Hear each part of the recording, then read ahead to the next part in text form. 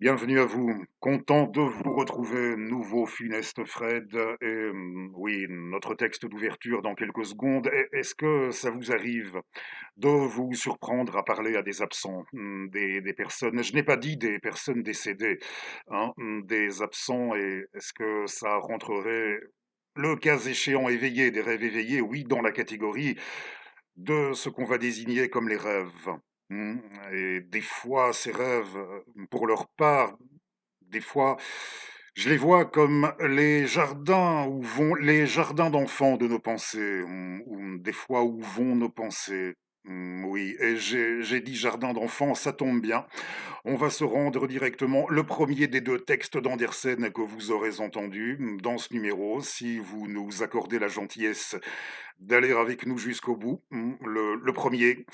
On va rejoindre le petit Hjalmar, on part pour le Danemark, le petit Hjalmar et oh, le ferme l'œil. On va, dans un premier temps déjà, s'assurer de se rendre pardon, à la bonne page. Ça fonctionne pour ça, plutôt bien. Alors voici. Écoute, écoute un peu, dit oh, le ferme l'œil. Le soir, après avoir mis Hjalmar au lit, je vais décorer la chambre. Et toutes les plantes dans les pots de fleurs devinrent de grands arbres qui étendaient leurs longues branches sous le plafond et le long des murs, en sorte que toute la pièce semblait un charmant pavillon. Et toutes les branches étaient couvertes de fleurs, et chaque fleur était plus jolie qu'une rose, sentait aussi bon, et si l'on voulait la manger, était plus sucrée que des confitures. Les fruits avaient l'éclat de l'or et il y avait des pains mollets tout bourrés de raisins secs. C'était superbe. Mais voilà que de terribles gémissements sortent du tiroir de la table où étaient les livres d'école de Hjalmar.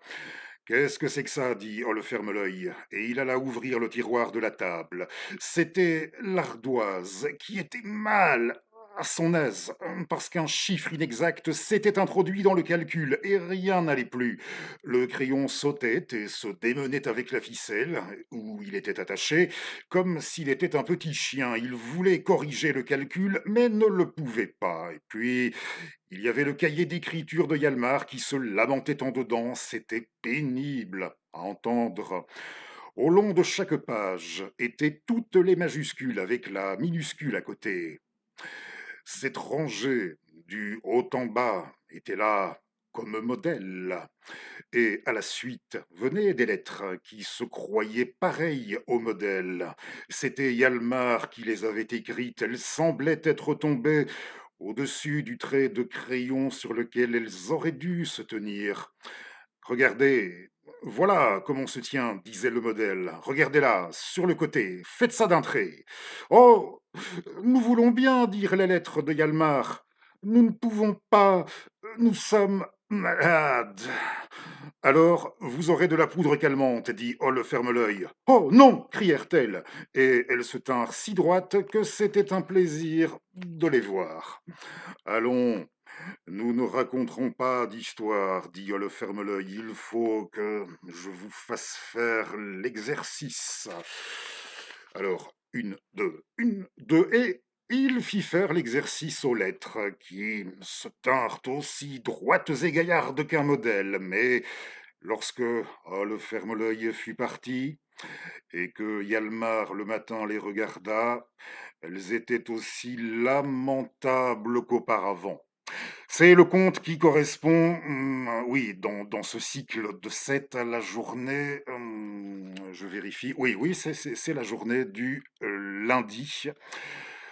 Oui, la saga, on peut dire ça pour une fois, pourquoi pas, de Hjalmar chez Andersen. Et si aujourd'hui j'ai arrêté mon choix sur Hans Christian, bon, c'est clair que des recueils de contes d'Andersen, comme les miens, vous pouvez vous en procurer d'anciennes éditions en occasion, en LGF. Format de poche, vous pouvez vous en procurer pour 50 cents en certains endroits, ça peut arriver, oui, 50 cents, 1 euro le volume, mais si à la recherche d'une belle édition, d'une belle nouveauté, je vous signale, oui, je vous signale que le le 20 mars prochain sortira dans la bibliothèque de la Pléiade. Il sera le premier auteur danois à y entrer. Un recueil à la fois de contes, mêlant des contes et divers écrits biographiques de Hans Christian. Oui, le volume d'Andersen dans la Pléiade prévu pour le 20 mars. Ce sont des traductions de feu Monsieur Régis Boyer, ce grand à l'origine à partir des années 60-70, à l'origine en France de la constitution des premiers corps d'études universitaires, notamment à la Sorbonne, de scandinavistes. Régis Boyer, ce sont les traductions d'Andersen de feu Monsieur Régis Boyer, le docteur Régis Boyer, qu'on retrouvera et dont on pourra encore apprécier le travail, le taf en tant que traducteur, avec un autre volume annoncé dans la même collection, et ce sera par conséquent, vous l'aurez saisi, le second auteur danois, Kierkegaard. Oui, il y aura ensuite dans la philosophie, là, des ouvrages regroupés en un volume, à la NRF, à la Pléiade, de Søren Kierkegaard, traduit par le docteur Régis Boyer. Ça sortira un peu plus tard, je vous le signalerai, quand on connaîtra la date, le moment venu, mais on l'annonce d'ores et déjà, du côté de la NRF.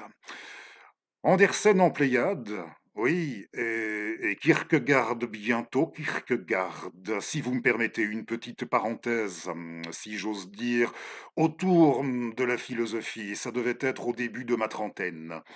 Oui, c'est l'époque où je commençais de plus en plus en société autour de moi. Il y avait toujours un moment où j'en arrivais à ce constat et je trouvais ça bizarre, particulièrement étrange, bizarre d'en arriver à dresser ce constat que mes rapports à la philosophie, qui en étaient et qui en sont peut-être toujours comme ça, mais c'en était toujours au plus complet néant au début de ma trentaine, sur le plan de ma culture philosophique, parlons comme ça, hein, je voyais ça comme, oui, je voyais la chose comme m'ayant été soumise dans mon parcours comme une simple option, comme il en irait, je ne dirais même pas d'une option sur laquelle on s'arrête dans un cadre scolaire, non, pas même, et pas même comme il en irait d'arrêter son choix sur telle ou telle compagnie d'assurance.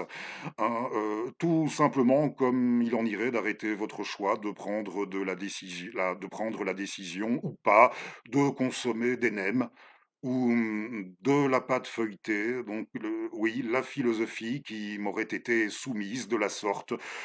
Une option franchement parmi d'autres dans le cours de l'existence, je ne savais pas et je ne sais, toujours pas si c'est la résultante d'un certain état de nos sociétés à nous, hein, de leur façon de fonctionner, de leurs systèmes éducatifs. On n'a pas nécessairement, ils ne sont pas agencés nécessairement.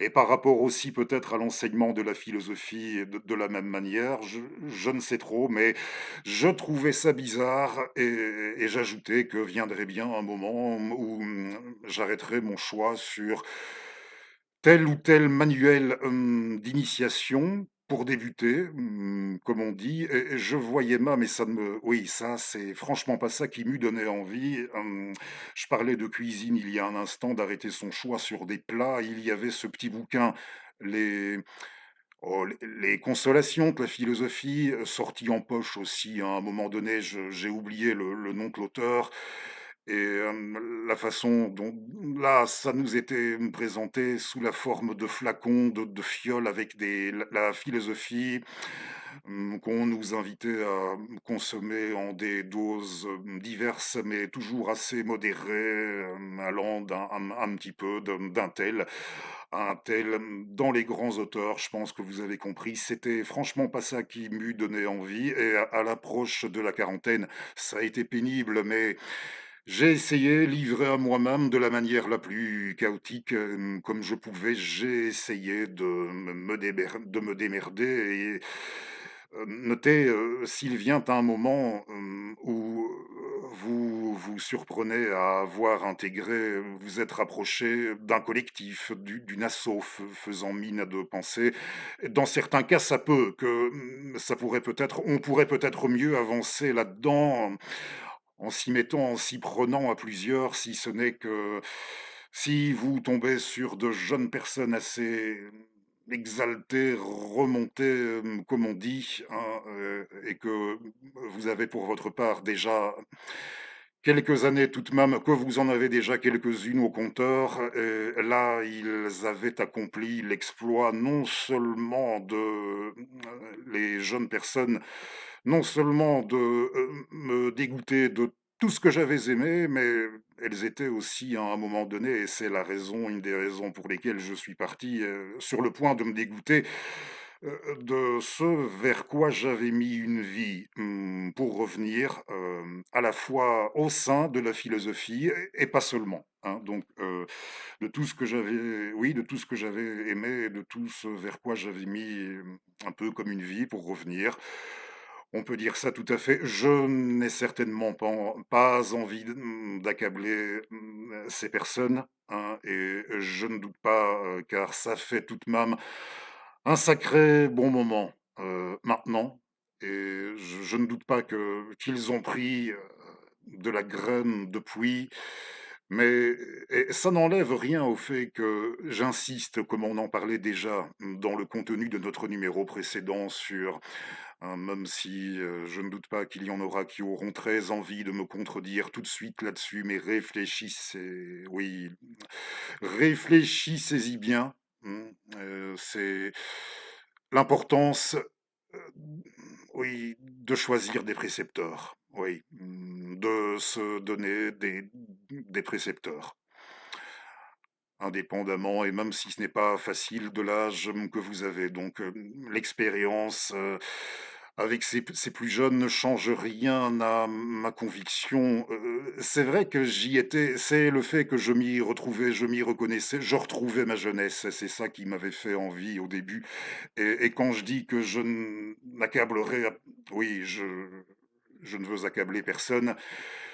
Je savais bien à quel point, à cet âge-là, des queues de cerises, ce qu'on peut sortir comme crise d'hystérie sur des queues de cerises ou queues de cerises, qu'elles soient en vérité ou non carrément des bourgeons stériles, hein, queues de cerises ou bourgeons stériles, les crises d'hystérie qu'on peut tirer, là-dessus. Oui, c'est incroyable, surtout quand on a le sentiment, d'avoir, à son entrée dans la vie, fait, une découverte, hein. C'est pas à moi qu'il fallait l'apprendre et peut-être que j'aurais dû y réfléchir à ça avant. Bon, nul regret, je voulais vous faire cette petite parenthèse et je oui, je me pose toujours cette question que je me posais au début de la trentaine. Pourquoi ce rapport, au sein de nos sociétés, dans mon parcours, au sein de nos sociétés en général, dans l'absolu, pourquoi? Cette sensation dans ce rapport à la philo et ce n'est pas le texte qui va suivre.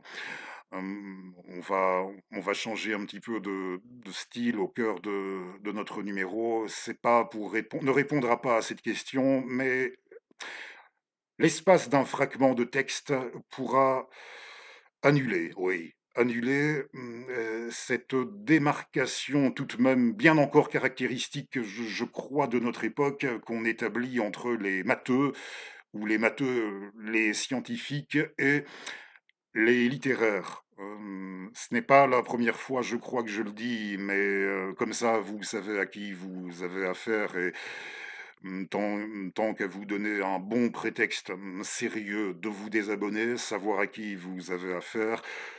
Oui, je ne serais sans, l'assistance pécuniaire, le soutien financier de mes géniteurs, 5 années scolaires de suite, hein, 5 étés de suite sans leur assistance financière, leur soutien pour ce qui était, d'accéder à des cours particuliers, en mathématiques, me concernant et parfois dans d'autres branches scientifiques, mais rarement. C'était surtout ça, Le problème à l'époque, les maths, ça ce qui est bizarre, c'est que je me sens frustré. À l'âge adulte, j'éprouve beaucoup moins de difficultés. Mettons que je les comprends beaucoup plus vite. Mais bon, à l'époque, ça s'était échelonné, 5 années scolaires, 5 étés de suite et sans l'assistance de mes parents, je n'aurais jamais, si je n'avais pas eu la chance de pouvoir disposer de leur soutien pour ça, je n'aurais jamais votre serviteur ne serait jamais allé dans son pays plus loin que, ce qui correspond chez nous à la seconde année,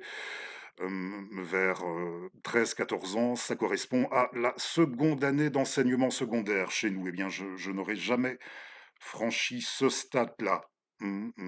Alors oui, reconnaissance, il va sans dire encore, à l'adresse de, mes chers géniteurs. Mais oui, je préfère que vous sachiez, à qui vous avez affaire et c'est clair que, ce texte renvoie peut-être à un milieu, le philosophe, ce n'est pas Kierkegaard, un autre philosophe, un des plus importants de je ne dis pas que Kierkegaard n'a pas eu son importance, hein, et c'est certainement pas moi qui statuerai, sur son rôle en quoi que ce soit, mais en tout cas celui dont il va être question dans quelques instants, un des plus importants, de toute l'histoire de l'humanité et ce petit fragment, on part. Son époque, eh bien, c'est la première moitié du je change de bouquin déjà, faut mieux. La première moitié du XVIe siècle. Je vous dis tout de suite après de qui il est question et peut-être allez-vous le reconnaître. Oui, comment ça se passait? J'y reviens. Comment ça se passait dans ce milieu-là, à cette époque, dans son milieu à lui? L'invention poétique. L'invention poétique qui, à part ces choses, jouait un rôle dans les classes d'alors, réchauffant une éducation qu'on préfère retenir de nos jours dans le cercle de l'observation et de la critique. L'esprit n'y perdait rien cependant de sa rigueur et se portait ainsi formé à l'étude des sciences exactes plus communément qu'il ne fait au sortir des classes d'à présent. L'opposition que nous supposons sous le nom de lettres et de science entre l'exercice du goût et celui de la raison était totalement inconnue et on ne l'eût pas seulement compris. Les écoliers remarqués dans les classes d'éloquence étaient ordinairement les mêmes qui réussissaient aux mathématiques et dans les sciences de la nature.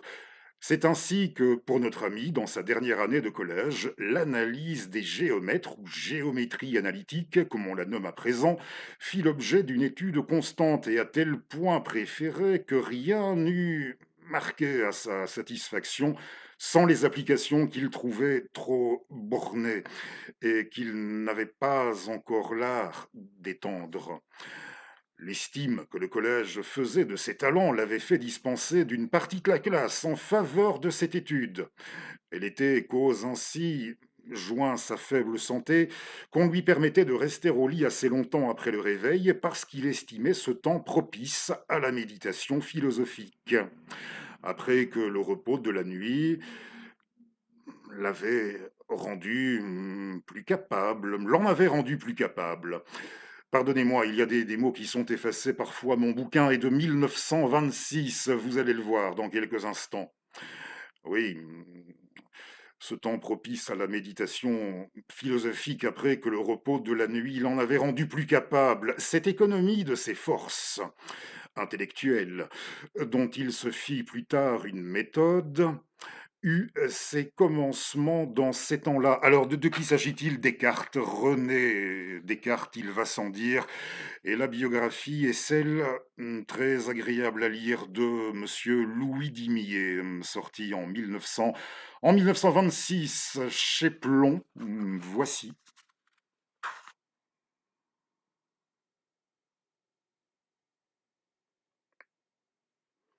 La vie raisonnable de Descartes par Louis Dimier dans la collection du roman le roman des grandes existences, des éditions Plomb. Ça me oui, le souvenir, ça me ramène pour évocation du souvenir à l'audition d'exposé de notre ami Dominique Pagani, quand oui, c'est lui, hein, qui, aime bien revenir au sujet de la poésie, se questionner quant à savoir ce qui pourrait, au sujet de la poésie, oui, pourrait nous permettre, d'envisager la poésie comme plus exacte encore que les sciences qu'on appelle comme ça et plus exacte encore que oui, la poésie, plus exacte encore, qu'est-ce qui pourrait nous permettre de l'envisager comme ça, plus exact encore que les mathématiques, hein? Vous irez, écouter ces exposés, si ça vous dit, sur la chaîne Philosopher autour de Dominique Pagani, qu'on salue au passage. Oui, je l'ai souvent entendu aborder, cette question. René Descartes par Louis Dimier, les références en description comme pour tous les autres bouquins. On s'achemine à tout doucement vers notre second texte d'Andersen. Et si ça vous dit, je vais vous présenter un CD audio, comme j'aime bien faire de temps en temps. Un CD de musique classique, entendez au sens classique au sens générique. Il s'agit d'un compositeur qui, oui, nous aura laissé la plus grande part de sa production au siècle dernier. Florent Schmitt, avec une transposition musicale des contes de Hjalmar, ou si vous préférez, de Ol Ferme-l'œil. Il est où mon CD déjà? Ah, ici. Alors, Florent Schmitt, c'était sorti il y a une douzaine d'années, le label Tympani, et c'était Monsieur Jacques Mercier qui dirigeait l'Orchestre national de Lorraine. Le petit elfe ferme l'œil, un prélude et 7 autres pièces, bien sûr. On peut préciser que avec, avec Florent, voilà, pour pouvoir vous les lire, je retire le CD audio quelques instants, les pièces. Elles se trouvent toutes indiquées oui, c'est dans, dans le livret papier. Voici Le petit elfe ferme l'œil, prélude, et puis vous avez la fête nationale des souris, la cigogne lasse, le cheval de ferme l'œil, le mariage de la poupée Berthe, le regard des lettres boudeuses, la ronde des lettres boudeuses, pardon, et puis oui, c'est ce avec quoi nous avons ouvert. Pour ronde, la promenade ensuite à travers le tableau et enfin le parapluie chinois. Ça ne correspond pas, la suite composée par Florent ne correspond pas tout à fait c'est pas le même ordre que dans le bouquin, hein. Je ne sais pas si ça aura une grande importance pour vous, mais je tenais à le préciser. C'est l'un des plus remarquables, l'un des plus beaux CD dont je me souviens, oui, avoir fait l'acquisition, une de mes plus belles acquisitions en CD matériel, ces dernières décades écoulées. On va dire ça, chez Timpani, Oh le ferme l'œil de Florent Schmitt, merveilleux compositeur, merveilleux orchestrateur, un des plus savants orchestrateurs de son époque, peut-être pas l'un des compositeurs les plus directement accessibles. Prenez votre temps, allez-y au besoin, je dis bien au besoin, par petites doses, pour ce qui est de prendre le temps d'intégrer son univers, ses sons, son univers sonore,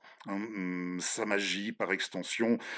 Oui, très, très, très puissant, très grand compositeur français qui a peut-être terni sa réputation. Je ne sais pas si c'est pour cette raison qu'on l'enregistre et qu'on en parle relativement peu. Un certain nombre de propos qu'on va qualifier tout de même d'assez antipathiques à partir d'une époque. Oui, certaines prises de position aussi. J'ai pas l'intention oh non, certainement pas, de faire son procès. Je pose encore tout simplement la question. Est-ce que c'est dû à ça? Je n'en sais rien. 1870, 1958, Florent Schmitt, grand ami, dit-on, d'Éric Satie. Ils n'avaient pas les mêmes idées alors. Je crois pas. À une époque où ça voulait dire autre chose, je crois. Mmh, ce type, d'engagement politique, tout de même. Alors écoutez l'œuvre, absolument impeccable, envoûtante de vous m'en direz, des nouvelles, c'est véritablement féerique, hein, ça me semble assez évident, ça me semble recoupé, par rapport à Andersen et oui et recoupant toujours en musique avec Andersen, je peux vous signaler aussi histoire, j'ai parlé d'un compositeur français, je peux vous parler d'un compatriote à lui, à Andersen.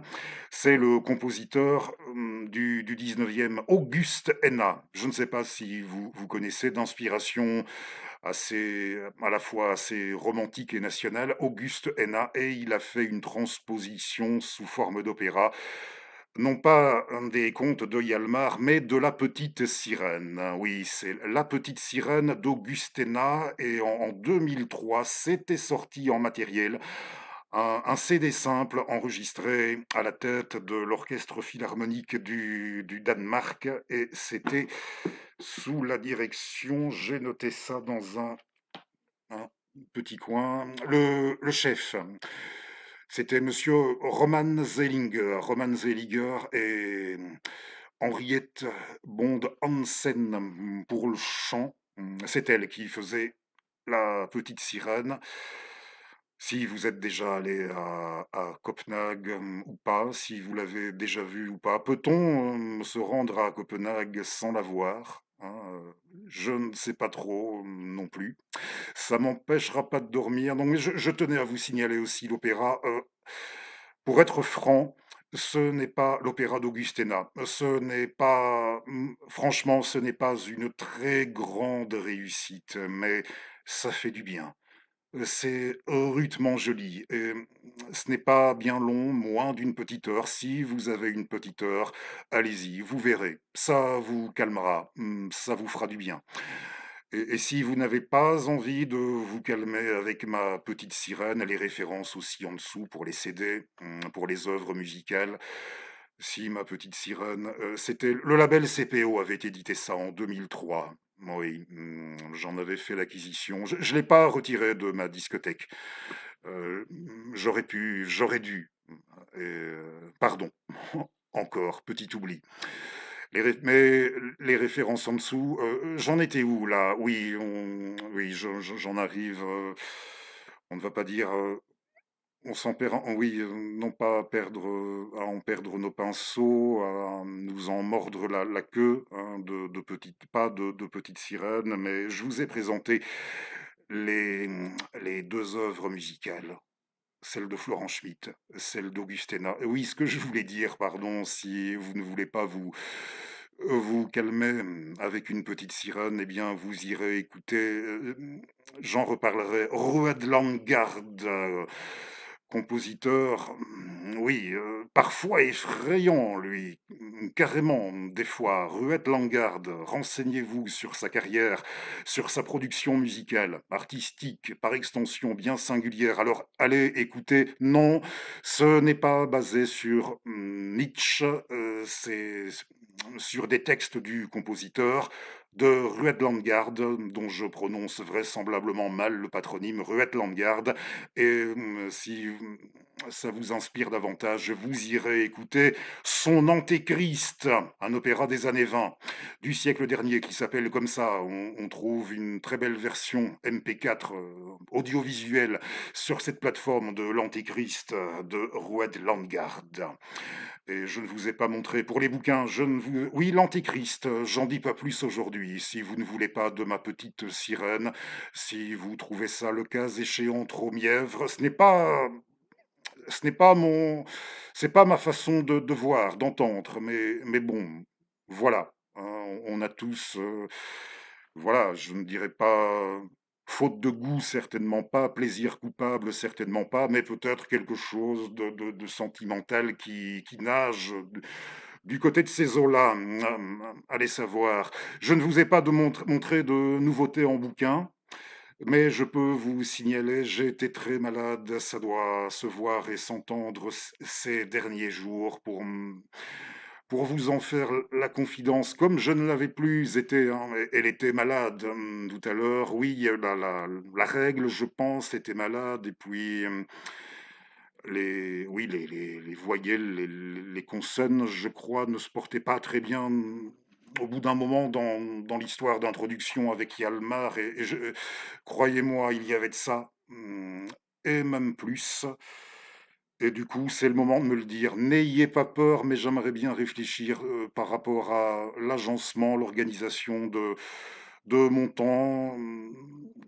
Pour ce qui est de ménager mes forces, si vous estimez que notre présence sur YouTube est toujours légitime, je pense bien que sans chantage affectif aucun, c'est le moment de me le dire. Je vous signale la parution car je pensais pouvoir vous le montrer. Hein, je pensais qu'il allait pouvoir apparaître à l'écran, mais j'ai dû annuler mon expédition à la capitale. Il y a un jour ou deux où je voulais me rendre dans un endroit où j'étais sûr de pouvoir mettre la main dessus, je vous signale, et je mets les références en dessous. Je vous signale la sortie du dernier livre d'un ami de notre ami Bruno, Bruno Guig, sur la Chine. Ah oui, le parapluie, oui, on est sous le façon de parler, hein, on est à la fin du conte, dans la suite de Florent Schmitt, pas dans le bouquin. À la fin du conte, on est sous le parapluie chinois. Non, non, je vous dis, sans rien insinuer, on est sous le parapluie chinois à la fin, et c'est un livre sur la Chine de notre ami Bruno Guig, l'Odyssée chinoise de Mao Zedong, sur l'histoire contemporaine. Vous comprenez, de Mao Zedong à Xi Jinping, l'actuel, oui, de Mao à Xi Jinping, le dernier livre de Bruno Guig, je tenais à vous le signaler. Je ne pense pas qu'Andersen, non, pas sûr qu'il se fût rendu ne serait-ce qu'une seule fois sur le terrain là-bas en Chine, Hans Christian Andersen, mais notre texte de clôture, voici, et je vous remercie d'ores et déjà de m'avoir suivi.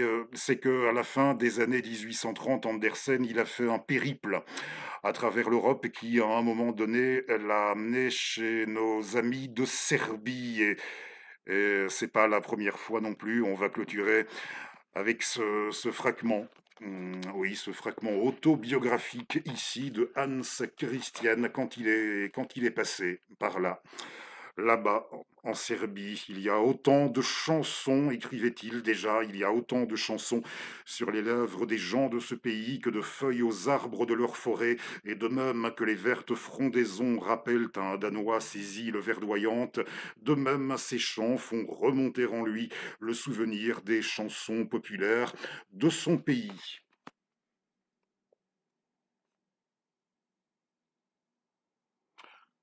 Histoire de souffler une seconde avant d'attaquer la dernière ligne, je vous ai montré, là c'était aux belles lettres, oui, chez José Corti, oui, chez José Corti, je rectifie, le bazar d'un poète, Hans Christian Andersen.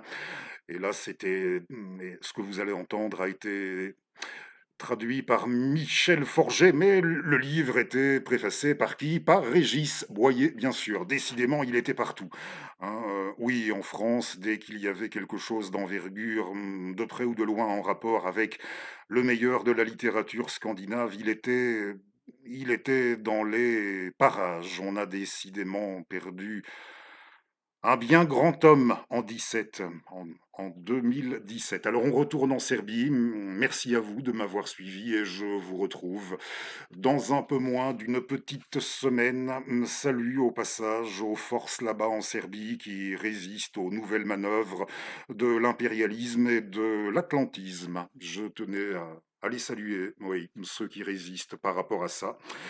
Alors, je retourne dans mon texte et vous allez entendre l'histoire de la sœur d'Ivan au cœur tendre.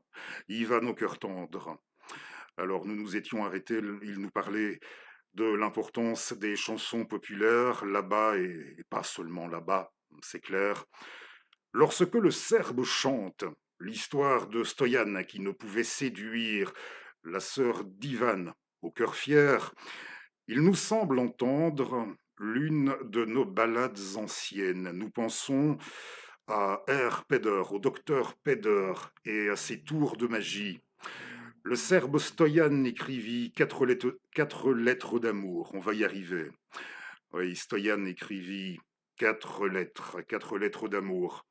Il jeta l'une d'elles dans les flammes et dit: Tu ne dois pas brûler, mais que brûle la raison de la sœur d'Ivan. La seconde lettre, il la jeta dans l'eau. Tu ne dois pas emporter cette lettre, mais emporte sa raison.